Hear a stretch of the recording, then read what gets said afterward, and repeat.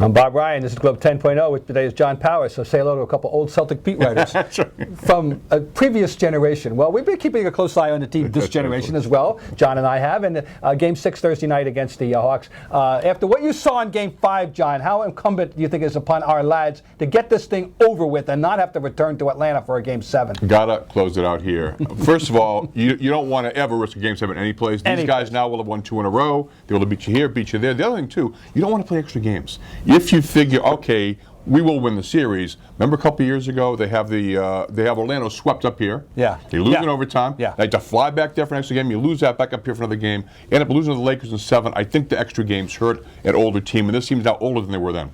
Atlanta is not the same team that started the series either because of Al Horford. We saw the effect that he had on that game, and it kind of makes you grateful that he wasn't around, not only in the series, but poor guy the whole season. They would have won 5 or 6 more games. They'd be 3rd seed ahead of Indiana. Don't you? Do you think? Do you agree with me? If Al Horford had been playing? Yep. Oh my God! So they're a better team now. You better get this done now. The Celtics have injury issues. That Paul Pierce. I don't know what to make of Paul Pierce. That's right. He makes a big 3 in the last minute to get it to 1, and then when the next big moment comes, he airballs. And I don't know what that's all about.